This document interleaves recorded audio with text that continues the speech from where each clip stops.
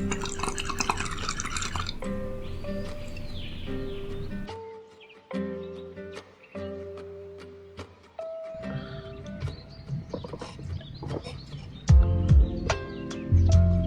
right, you got High Kick Radio hosted by your boy Mickle and your boy Nova. So Here we're gonna talk about UFC 274 on our MMA segment. But first, what we smoking on? I smoked earlier. I smoked some indica. I forget the name. Right now I'm kind of tripping. I was watching Tour to the Savage Planet, but yeah, I know you're smoking though. Yeah, I got the Marathon OG by Nipsey Hussle. Smoking on. Rest in peace. Shit's pretty fire. Speaking of, we should shout out peace to Buffalo. There's a shooting just out there. So peace to them. Peace to everybody in Buffalo. Yeah, sending our thoughts to the people in Buffalo. And we definitely had a fire card for UFC 274 though. Starting out, Charles Oliveira, despite getting screwed on the weight scale, he defeats Justin Gaethje in the first round, submits him. What do you think about that? Just like I told niggas he would. This nigga Charles, let me say something. So I always knew that he had like the threat of being like a great stand-up fighter. He stood with Michael Chandler and Dustin Poirier. But the way that he dropped Gaethje and then immediately jumped into a triangle position before securing that rear naked, that's elite. He kept closing the distance. He wasn't giving Gaethje any room. He kept going for the clinch. Gaethje was forced to defend more than he was able to give like an output. Yes, he hurt Charles, but Charles kept the pressure on him until he hurt him. Even though he did hurt him with the first punch, he dropped him with that other one, which allowed him to secure that submission. Charles is just a phenomenal fighter. Yeah, Charles is on another level. Like when he started out, he did hurt him, but also his knees are just amazing. Like he dominates the clinch. It's like he just was kneeing him to the body, and it was like the pressure. Justin Gaethje couldn't. He was overwhelmed. Charles is very excellent at throwing very tight shots, whether it's a tight hook or an elbow or a knee. It doesn't matter if you're really close to him, he's gonna find a way to hit you with something, and it's gonna hurt. Yeah. And that's what we've seen in his past two fights, where actually the past three, because he caught Chandler with a tight hook that put him out. But he kept the pressure on Poirier with knees and elbows, using all of the tools in his arsenals. Same with against Gaethje. He's amazing with that. With the up close, he dominates the clinch, which is crazy because I mean Gaethje nobody wants to stand in the pocket with Gaethje, but he did it. He hurt Gaethje early, very early. Basically, first shot he threw. And then as the round went on, I mean, it was a war, but I mean, not even. It felt like I was watching the round and I was like, dude, this round feels so long. But it was a beautiful round, and you could see that Charles was dominating. He was starting to take over on the feet. He was kneeing him, like you said, tight shots in the clinch, and he was just taking over. And yeah, he just overwhelmed Justin Gaethje, which is crazy because it was only like one round, in under a round. Gaethje definitely did his thing by dropping Oliveira, but somehow it still feels like he was outclassed in that fight.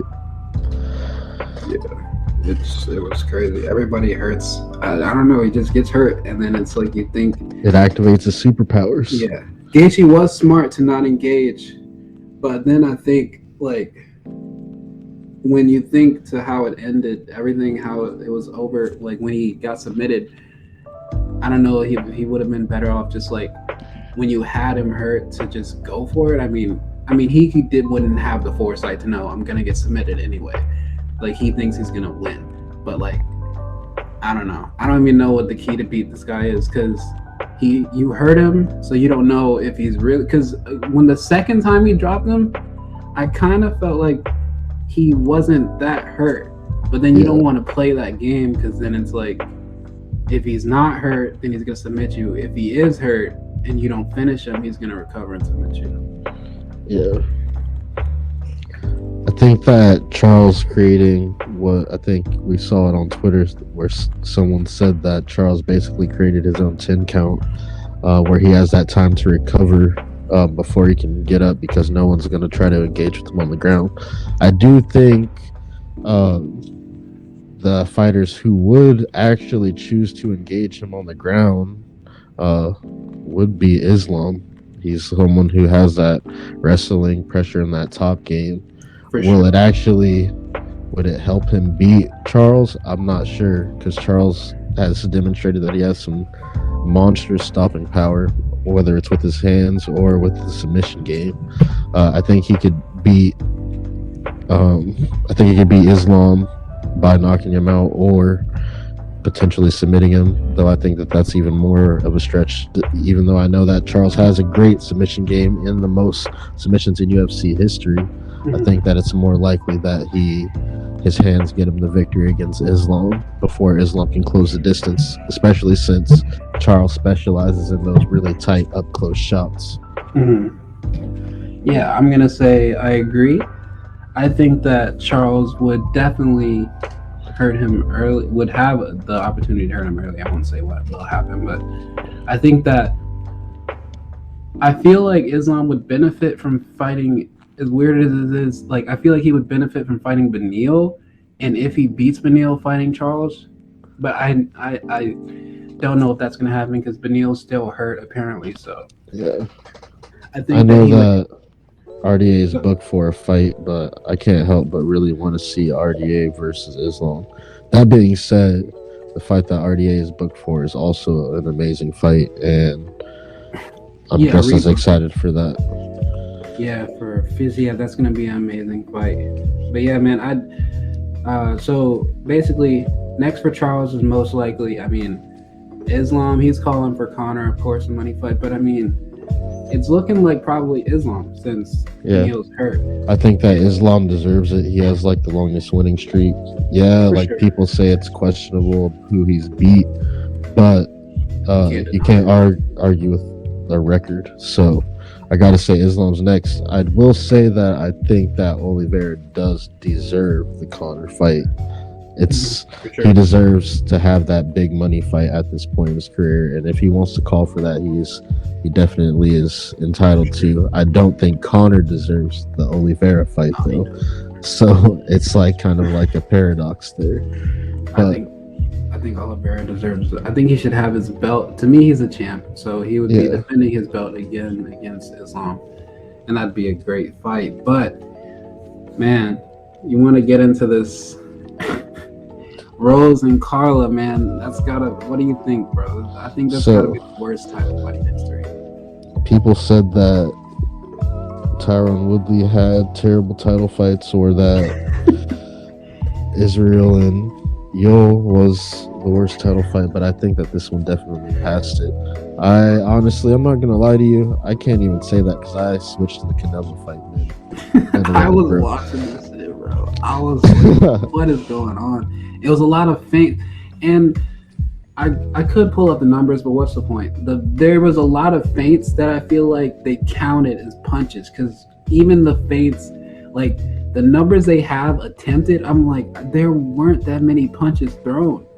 They must be counting the feints, and I can't even tell you who won. I mean, Carla won, obviously, if you want to get into it, but nobody, like, nothing happened. Their stocks did not rise up for either of them. And what gets me is Rose displayed, if we want to get into technical aspects of basically the only thing we saw in the fight was Rose, surprisingly, she lost the fight, but she displayed that she could defend the takedowns. So you would think, I'm going to press, but nothing. She defended the takedowns, and at the end, she took her down. So she was able to reverse the position, and it was mostly a stand-up fight, and props to Carla. She won.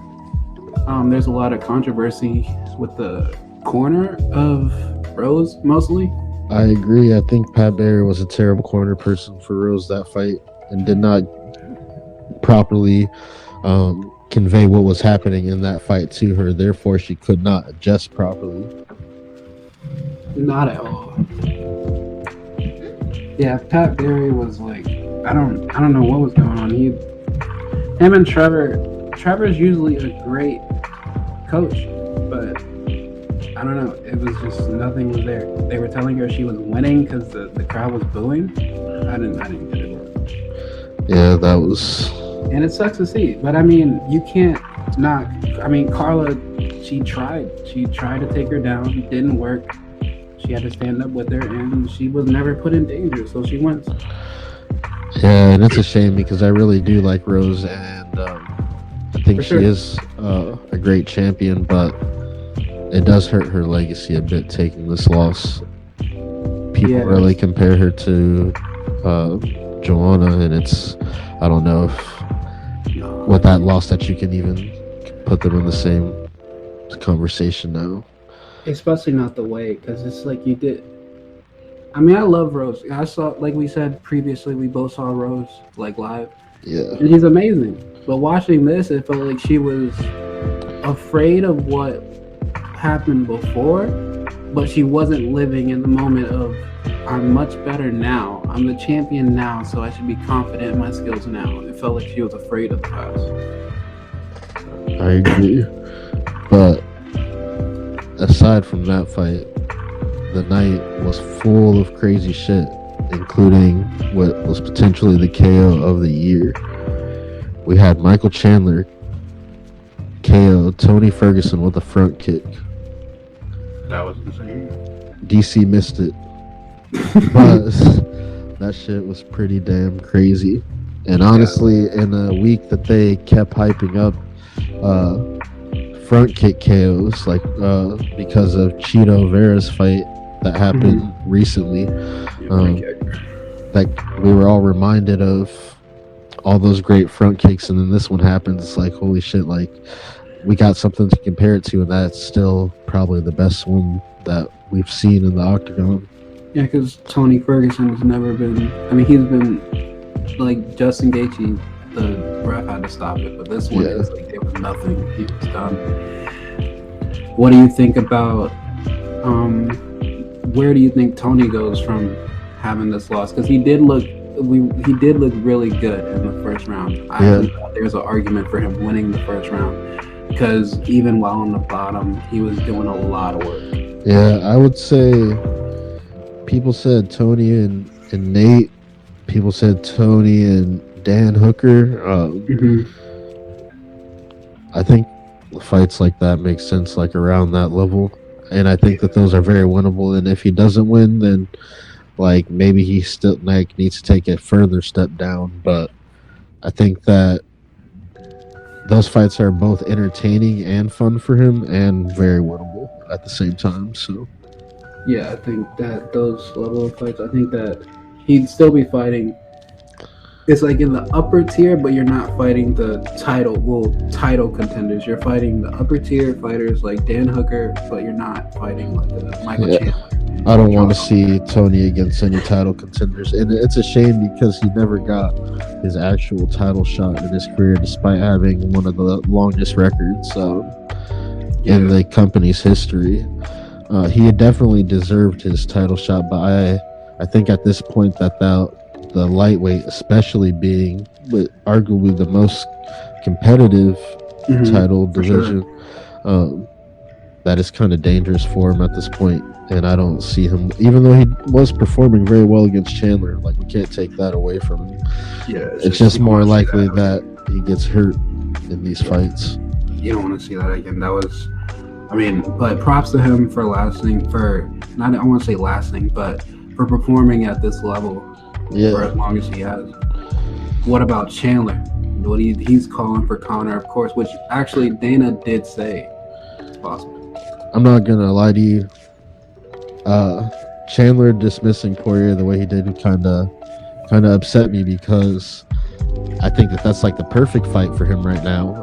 Like, I know that he wants to do Diaz or Conor because those are like, I guess, like bigger money fights than a Poirier, but in terms of legacy and what it could mean for title contention and whatnot, I think that Poirier would be the quickest route there.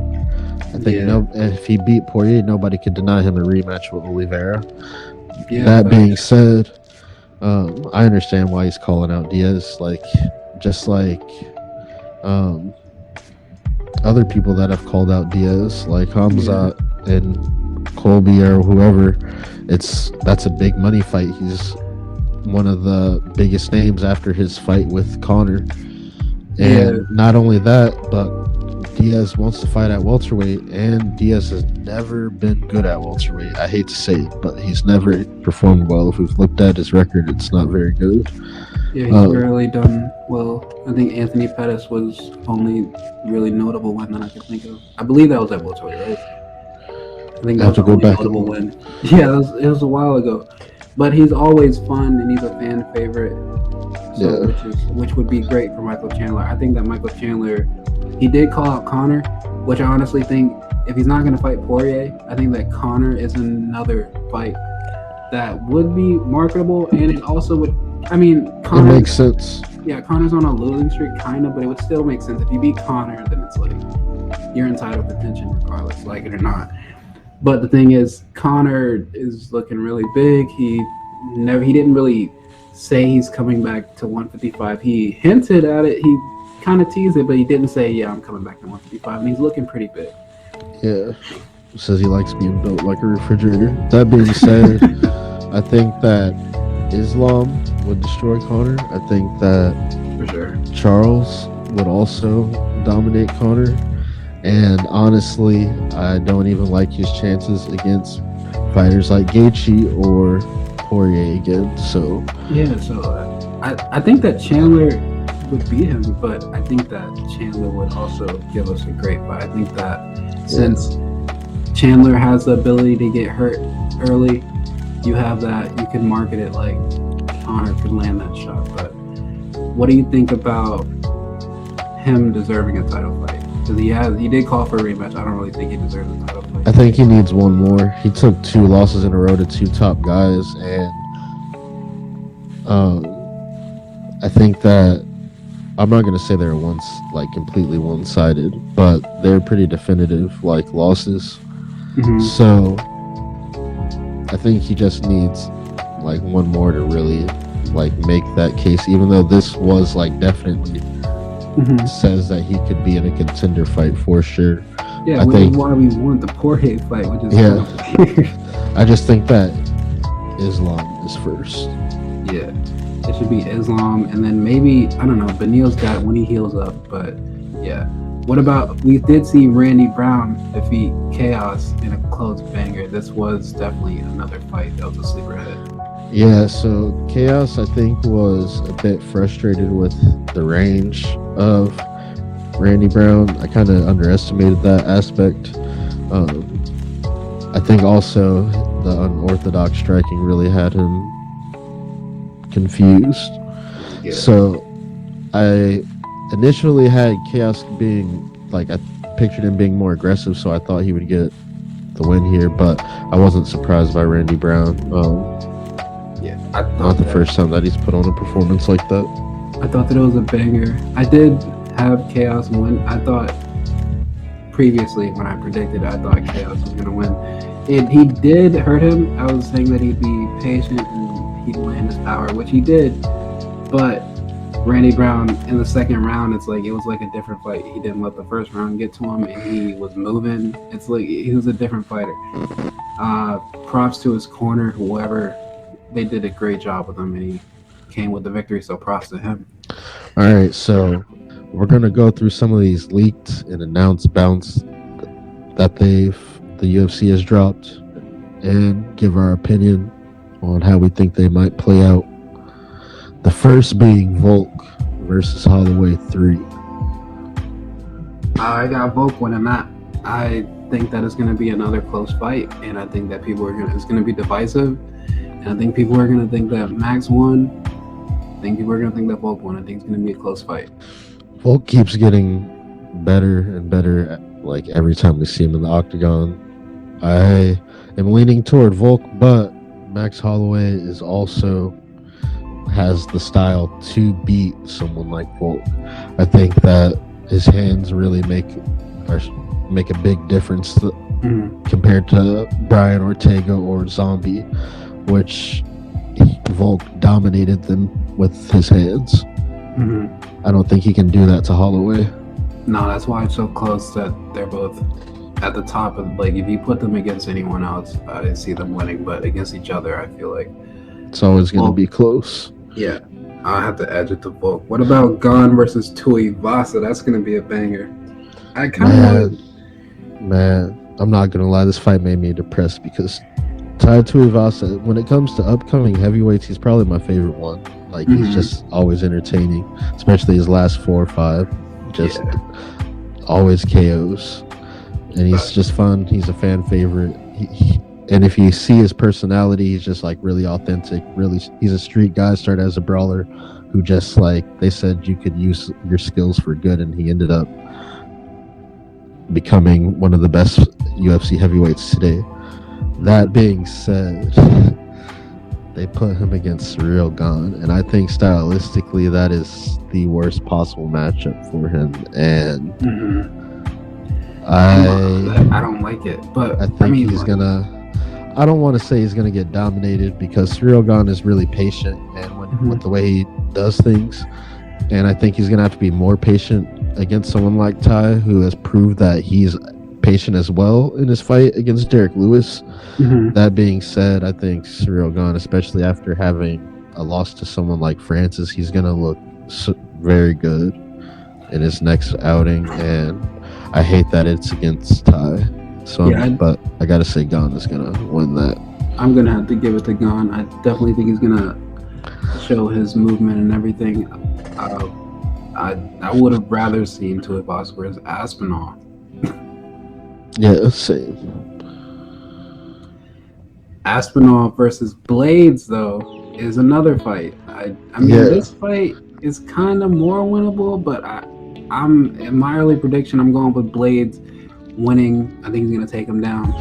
Yeah, he has really good wrestling, but I also know that Blades, when he fights those big fights, he just something happens where there's just a lapse, and he always ends up either flatlined or something. But I think it all comes down to if Aspinall has that factor that people think he has.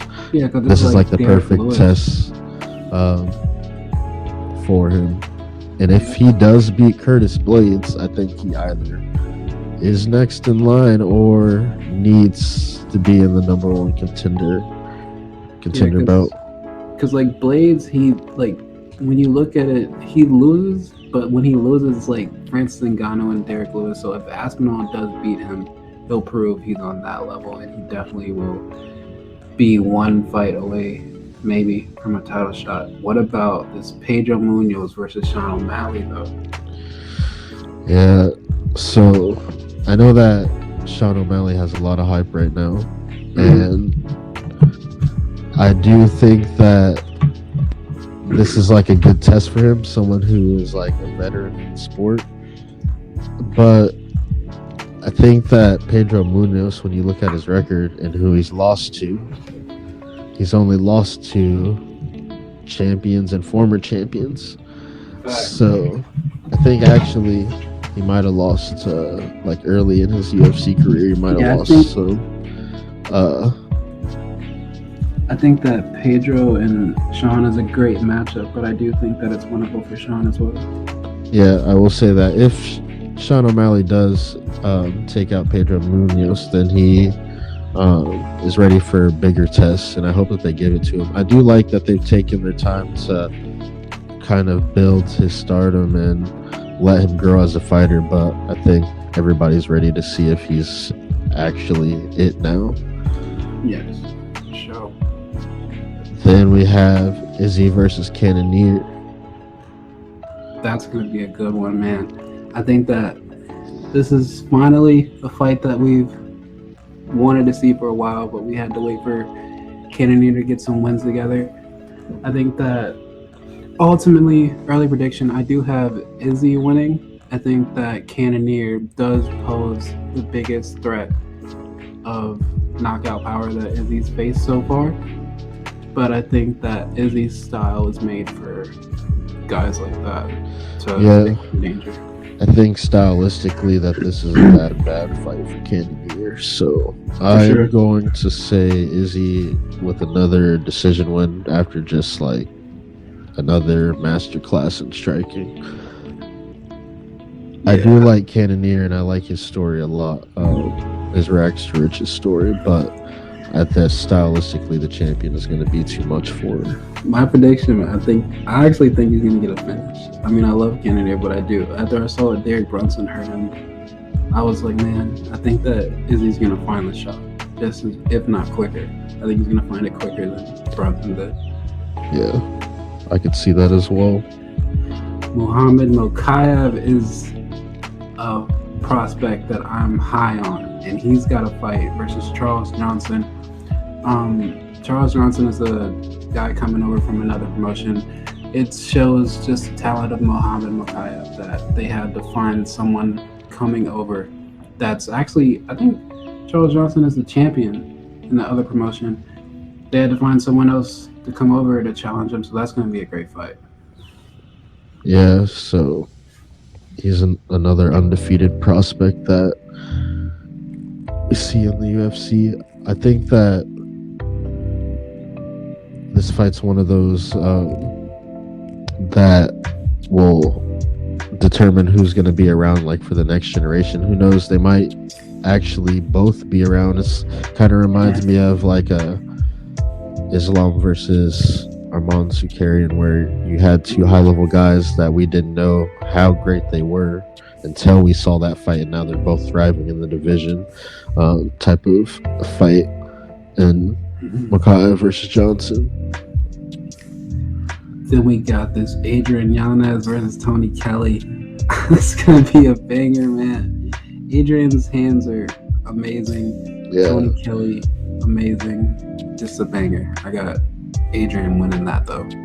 Yeah, I actually wanted to see Yanez versus Sean O'Malley because I think that would have been the perfect test and kind of see who's really ready for that next level. But I'll take this one definitely for sure because it's definitely just as entertaining. Mm-hmm. But we only got a minute left, so we got Sandhagen versus Europe.